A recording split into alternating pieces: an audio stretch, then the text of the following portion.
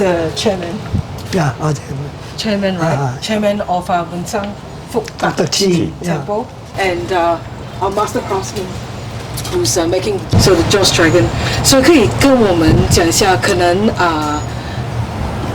庙的一点点小小的历史吧。你是要我所知道的历史啦。是说我们庙本来是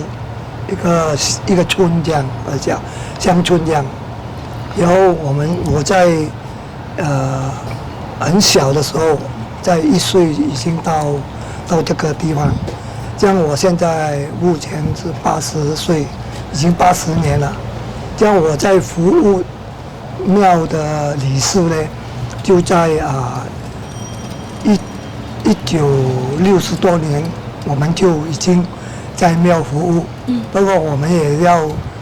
做一点小生意这个是我们。这样我本身是住在隔壁的地方。这样这位呢也是姓曾的。他是曾师傅。曾师傅也是住在各几间，住在各5、6间这样的地方那个时候我在6岁的时候，我们这边的人比较全部是打工仔来的，所以变了我们就妈妈下午做一点糖水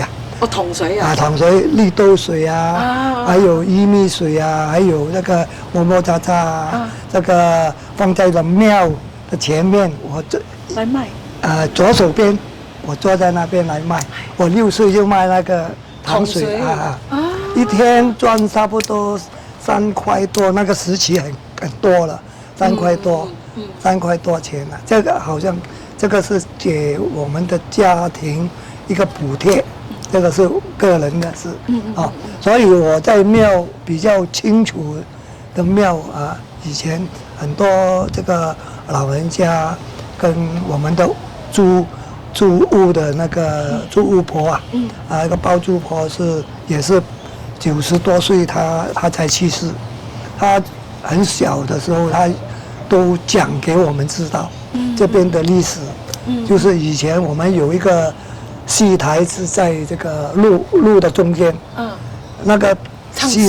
戏的，做乐戏的就是说我们在这个2月初2，就是我们每年都做这个广东戏给神看这个村里面就那个大日子就很高兴很热闹的我们小孩子呢没有钱的，所以我们就过年的时候是拿到红包就收起来，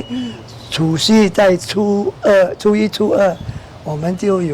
以买东西吃。对了，这样，然后这边有一个戏台是给以前在19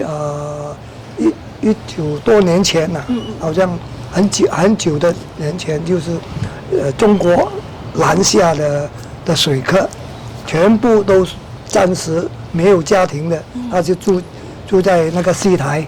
那个戏台是铺一个布就在那边睡觉。这边有3间砖厂，3间砖厂，那个砖厂呢就会来这边请他们去做散工今天他需要用人搬那个红砖他就来这边找一天搬多少钱这样，他们就有的吃，有的买东西，所以我们的这个文物馆以前是打乒乓的打乒乓打武术